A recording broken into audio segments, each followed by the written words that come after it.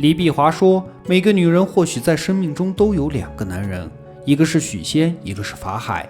许仙是一挽手、细细画眉的美少年，他总能说出最好听的话语来熨贴你的心灵。可这样的男人又怕他每一句话说得准，每一个动作硬朗。法海是用尽千方百计博得他偶一欢心的精气神像，万一他肯低头沉眼呢？又嫌他刚强怠慢，不解温柔，枉费心机。今天给大家推荐的是徐克执导的电影《青蛇》，于1993年上映。故事讲述了在南宋年间，冷酷无情的法海和尚收服了一只蜘蛛精，事后发现他竟然受过菩萨的佛音。法海因此陷入了深深的沮丧和自责中，意识到自己一直沉迷除妖伏魔的执着中，从未对万物心存善念。自此他学会了心怀慈悲去度化众生。这天他在竹林中看到两条蛇妖正在为即将分娩的村妇挡雨，所以不但没有收服他们，还将蜘蛛精的佛珠留下，让他们好生修行。而法海回到金山寺后，脑海中情不自禁地浮现出了村妇光滑的肌肤和美丽的体态，欲念变化的心魔妖怪一一出现在他的面前，扰乱他的修行。法海虽大开杀戒，但终究是搬石压草，根珠还在。而两条蛇妖在一个狂风暴雨的夜晚，受到佛珠的灵光，修行为人样，自此开始了人间之旅。初来人世的他们整日在西湖游荡，对人世红尘充满了好奇，很想体验一番人的七情六欲是什么滋味。这天在河边的书院里，一个学生因为写歪诗浪词遭到了许仙的斥责，警示他不应该沉迷女色，荒废学业。此时悄悄游到附近的白素贞对这个清秀老实的男人动了凡心，认定他就是自己托付终身的对象。第二天在烟雨如画的西湖上，白素贞施法降雨设局邂逅了许仙。白素贞的出现让原本专心治学的许仙堕入情网，不能自拔，整日茶不思饭不想。原本在学生面前满嘴圣贤之书的他，如今反倒成了一个脂粉奴隶。后来白素贞出资帮许仙开了一家药铺，两人过着幸福恩爱的生活。不通人性的小青不明白姐姐为什么这么留恋红尘，也好奇人世间所谓的情究竟是何物。雨季来临后，江河暴涨，家家户户都被冲得妻离子散。善良的白素贞和小青就施法退水，就连法海也赶来助他们一臂之力。小青想学着姐姐找法海来体验人间之情，但白素贞却警告他，法海根本没有凡人的感情，这让他不免产生了疑惑，感情到底是什么东西？随后他依葫芦画瓢，努力模仿着姐姐去勾引许仙，把葡萄放到许仙的嘴里。落花无情，流水有意，没想到许仙是个花心大萝卜，以为小青有寓意自己，就天天拿着那颗葡萄朝思暮想，而白素贞早就被他抛到了脑海外。这天再也按耐不住的许仙匆匆赶回去要找小青，不料在无意间看见了他的青蛇原型。吓得落荒而逃的许仙跑到街上买了一壶雄黄酒，准备回去对付他们。可转念一想，自己正是得益于妻子才住上了豪宅，也正是妻子为百姓治愈疾病，为钱塘县推去大水，自己呢才能得到众人的尊重。妻子和小青虽然是蛇精，但她们是那么的美丽和贤惠。贪恋世俗享乐和弃人之福的许仙，最后决定不捅破这层窗户纸。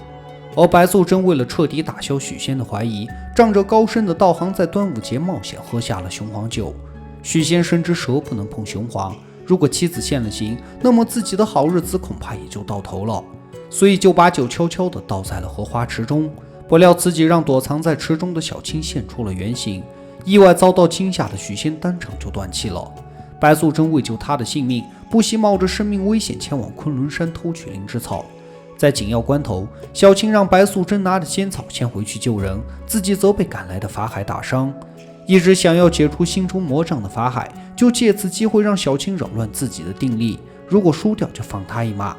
在小青三番五次的诱惑下，道貌岸然的法海终于承受不住诱惑，将真气泄露到了水中。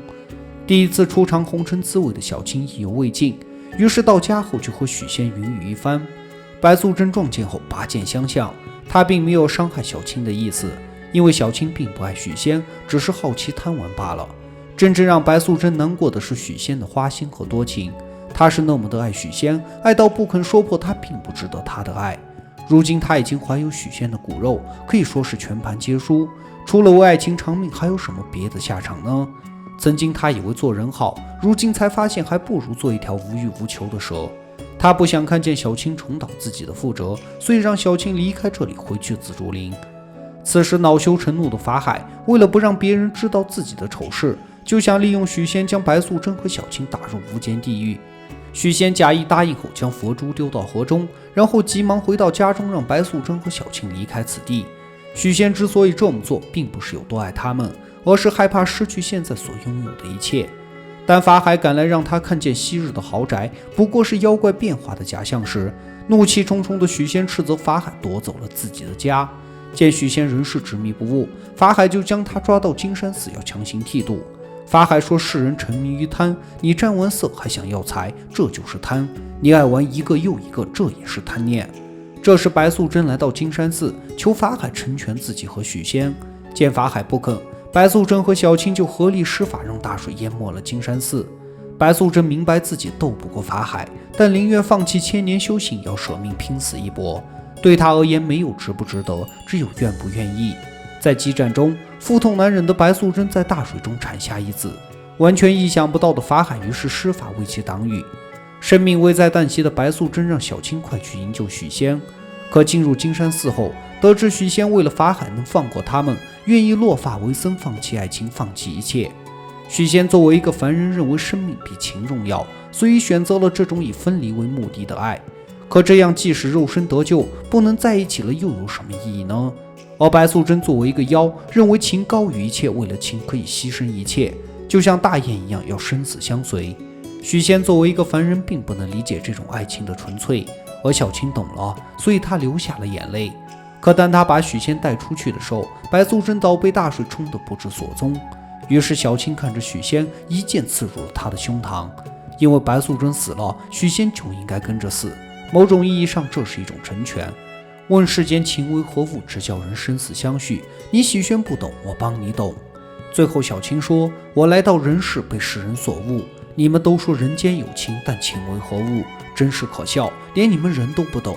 等你们懂得这些后，也许我会再来。”说完后，他孑然一身返回了西湖。在离别的瞬间，一直怒称他为蛇妖的法海，却改口叫了一声小青。这声小青是多么温柔，蕴含了法海的多少情感。这一刻，他终于坦然面对了自己对小青的爱。法海一直努力灭掉七情六欲，可这恰恰就是执着于空。对于内心的佛，他是时时勤拂拭，莫使惹尘埃。擦不干净的他，就想方设法的去掩盖，去逃避和压抑。最后他看见白蛇产子，修炼为人，说明天地有情，众生有情，所以他学会了坦然面对自己也是人这个事实。人经历后觉悟了，才能成佛。以前法海都不敢承认自己是个人，又怎么能成佛呢？有过牵挂才会了无牵挂，有过执着才能放下执着。经历了，觉悟了，届时自然能修得正果。而小青在这次人间之旅中，自始至终都是以一个旁观者去看待人世红尘。法海和许仙都为他乱了心神，甚至爱上了他，但他自己是出淤泥而不染，永远是一种超然隔绝的态度，因为他根本没有七情六欲。这就是本来无一物，何处惹尘埃。佛说种种法是为了类似法海的种种心，若都像小青这样无种种心，又何须一切法？而这次人间之旅让小青看到了人世红尘不过是遍地的谎言和伤害。看似老实的许仙爱玩一个又一个，虚伪的法海明明爱又不敢承认。都说人间有情，可这两个人还不如白素贞这个妖怪懂得什么是情，懂得什么是纯粹。而白素贞千年道行，一片痴心，换来的不过是那个虚情假意的许仙。这人间还有什么值得留恋呢？所以他看破红尘情事，最后超然地转身而去。